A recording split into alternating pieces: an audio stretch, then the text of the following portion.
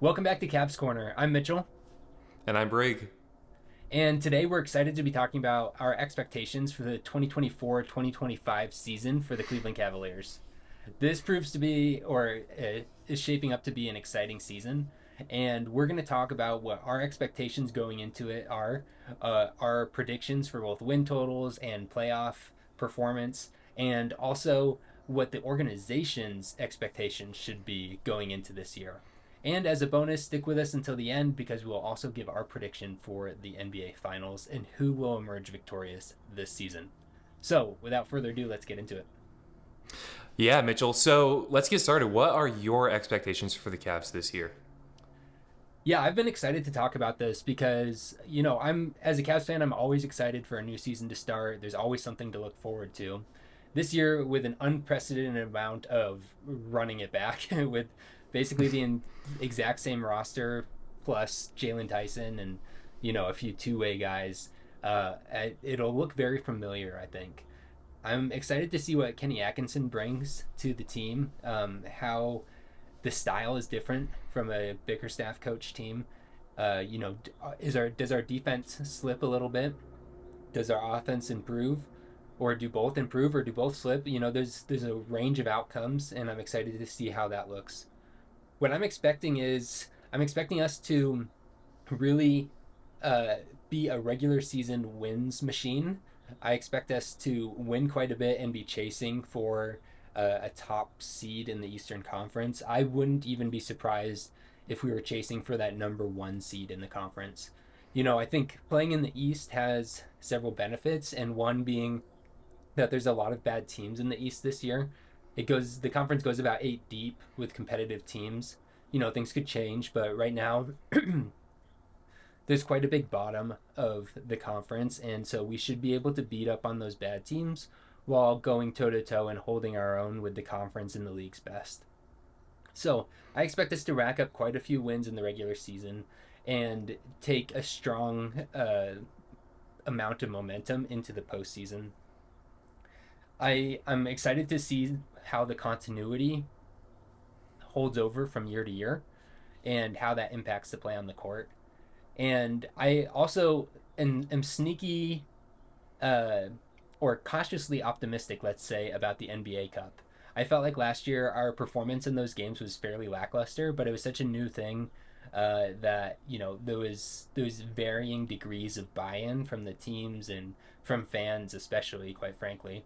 But this year, after having a season under our belt of going through that, I think we're going to compete harder, and you'll see an increased level of commitment in those games. And I would hope that we can be competitive and make it further than we did last year.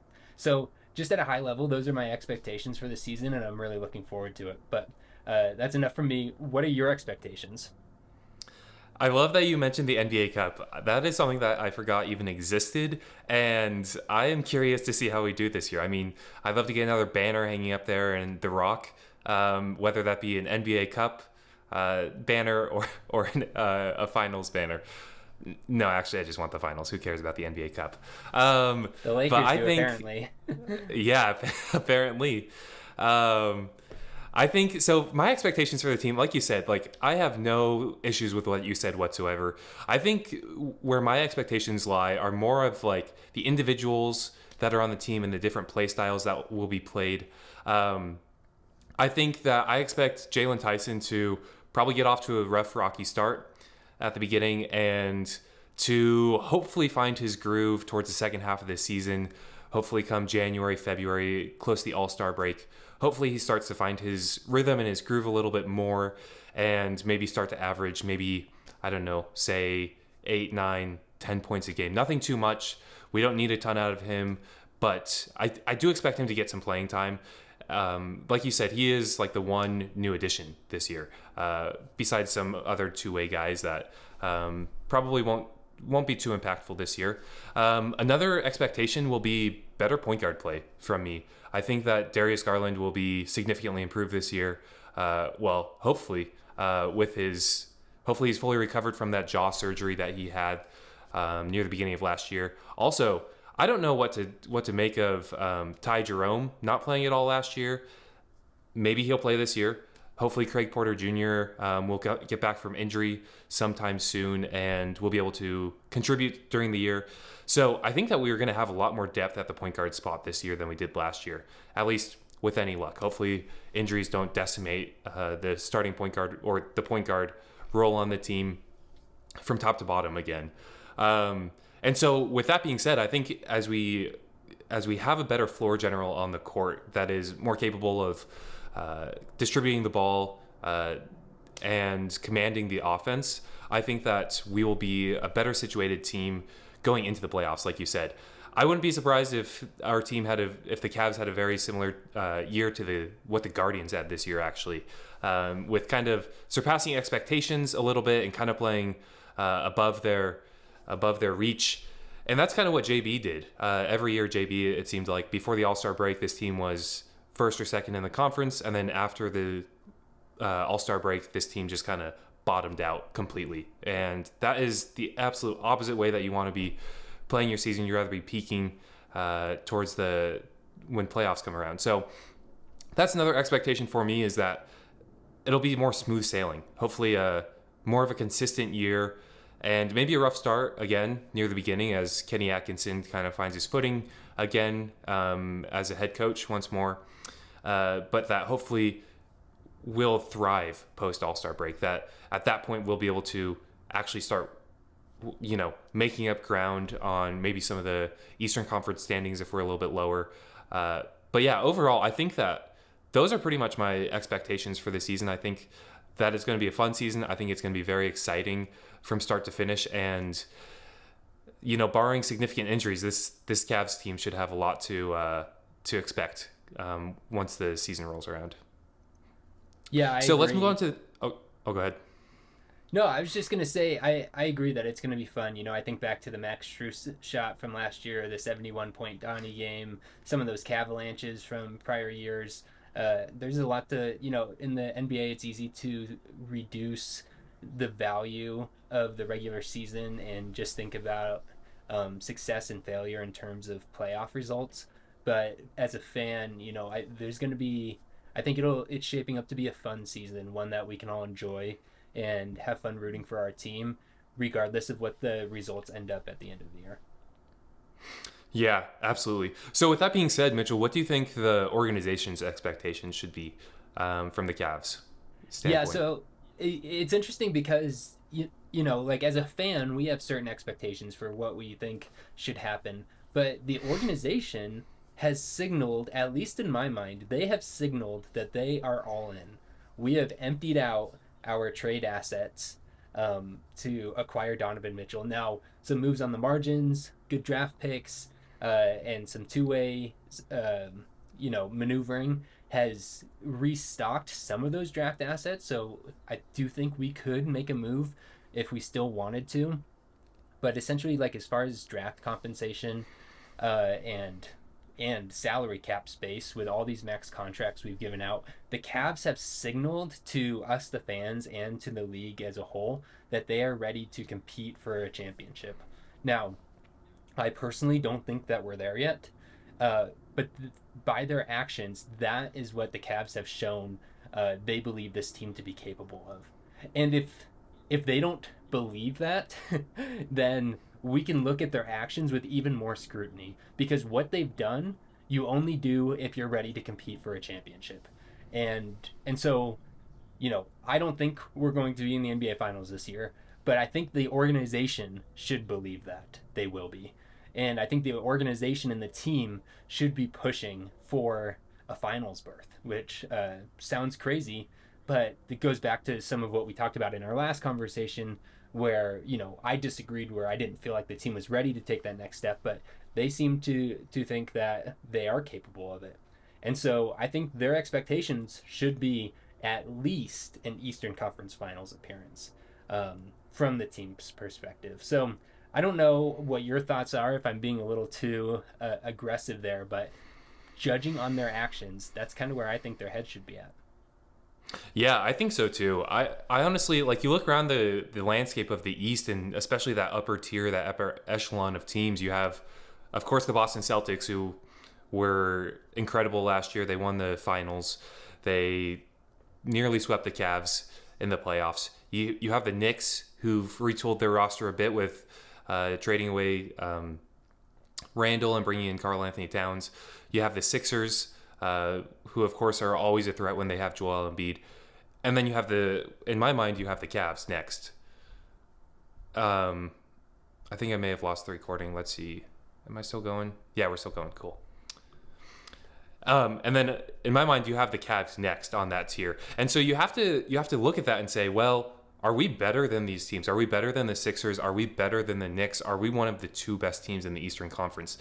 And honestly, in my mind, that's a coin flip. But I think the organization, like you said, they should expect the Eastern Conference Finals. They should expect that we are one of the two best teams in the Eastern Conference. And I think in order for those expectations to be valid for the Cavs, they need to expect more from their players. They need to expect more from Evan Mobley. And I mean, everybody's been saying that since the time that he was drafted, that he's going to be this amazing player and he needs to be the best player on the team for them to unlock their potential. But to be honest, that's what they need to expect from him. They need to expect significant improvement all around. In defense, he's great. He doesn't really need a ton there, honestly. I said all around, but I think defensively, he's fine.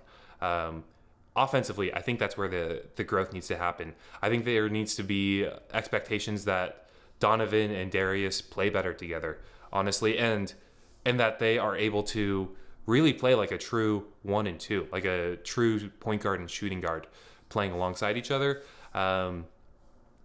Like you see from all of the great teams throughout history. I mean, the first thing that comes to my mind was like you had with the finals run Cavs, you had Kyrie and you had J.R. Smith or Iman Shumpert or whoever you had there in that 2 spot. With the Dynastic Warriors run, you had Steph and Clay, and honestly, that's what they should expect from Darius and Donovan. They gave Darius a contract that indicates that he is that all-star, that I would say all NBA, but that high-level tier from Darius. And of course, Donovan Mitchell, he's close to MVP caliber, if not all the way there. So I think the organization's expectations should be more from their players, to be honest with you. I think that in order for them to get to where they want to go, they need to expect that Kenny Atkinson and this coaching staff can assemble an offense and a system and a culture that will allow everybody to thrive from the start of the year all the way until the end of the year, so that the team can get where they ultimately think that they can be. If they can't do that, then it'll be yet another failure and another failure of a season for Kobe Altman in this front office. Yeah, it's interesting you say another failure. I don't necessarily agree that the last few years have been failures. Like I've outlined, like I don't think I would have approached it the same way, but the seasons have been fun. We've been making linear progress, which isn't always the case. We go from play-in to playoffs to second round. So I do think there's been some progression, but certainly as far as like the organization's expectations, we have fallen short of that. So I can agree. I think failure is a little strong of a word, but yeah, I'm interested to hear your predictions for this season. What's your win total prediction for the Cavs for the regular season, and also your prediction for their playoff performance? And this is something we'll note down, and we'll revisit in the future to see exactly how close we were with these predictions. Yeah, this is a difficult task for me, especially when it comes to playoff predictions, because I've got to balance the fan side of me with what I want to happen with what I realistically think will happen.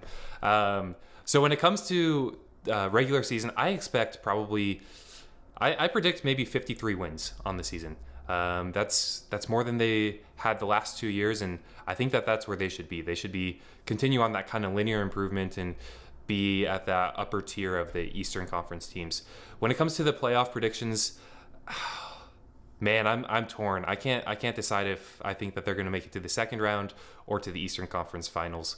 I think I predict the second round again. I don't know that they'll be able to make it out of the second round based off of what we've seen in the past. I hope that they can make it further, but honestly, I predict that it'll be another second round exit for the Cavs. What about you? Yeah. So, real fast, how many games do you think we'll lose in the second round, or like how long will the series be in the second round that we lose? Oh yeah, it kind of. I mean, that's all a matchup factor. To be honest, for me, I mean, depending on who you play, it could be. It shouldn't be less than six. Honestly, if it's a 5 or 4 game series, that is not acceptable. I predict probably a 6 or 7 game series in the second round. Okay, cool. Yeah, so I'm actually going to say the same thing. So my prediction for the playoffs is a second round exit, losing in 7 games. So that would be an improvement from this past season. A few more wins in that second round series, but um, but not quite enough to make it to the Eastern Conference Finals. So that's my official prediction. Obviously, I think there's a range of outcomes and several that are quite a bit higher than that. I wouldn't be shocked if we made it to the Eastern Conference Finals. But I just ultimately, when I have to put pen to paper, I can't predict that. When it comes to the regular season, I'm more bullish on how we'll perform, but but actually falling short of what your 53 wins prediction. Last year we won 48 games. This year the over under I saw was set at 47 and a half, so right in that same ballpark. It's difficult for me to evaluate last year because on one hand there were so many injuries that we hope won't happen again, or we can expect some amount of regression to the mean with the amount of injuries. But also, on the other hand, while we had those injuries, that was some of our most successful time as far as wins and losses go. And that's a whole other can of worms of how you evaluate that particular part of the schedule. But there's just no easy answer for me. I do think we will go above the 47 and a half, and the question really is just like in my mind how much. So my official prediction, I'll put down 50 wins for this upcoming season. I was thinking about 51, but I think I'll settle with 50, and like I said, a second round exit, losing in 7 games. So Yeah, those are I love that. those are our predictions. I think we'll revisit them probably about halfway through the year to see just how we're feeling, just do a check-in, and then also at the end of the regular season and at the end of our playoff run, to keep ourselves accountable. With all that said, Yeah. let's make predictions for the NBA Finals. What do you think is going to happen? Oh man, I was thinking about this. As much as I hate to admit it, I think it's either Knicks or Celtics coming out from the East. Realistically, I hate to say it, but I think it's the Knicks. As much as I do not like New York sports for a variety of reasons and hate the media coverage that they get when the Cavs seem to get none, I think it's going to be the Knicks, which would ESPN's dream, honestly, for the Knicks to make it to the playoffs or to make it to the finals. So I think it'll be Knicks coming out of the East, and then coming out of the West, I think it'll be, man, I'm going back and forth between like the Thunder and the Nuggets.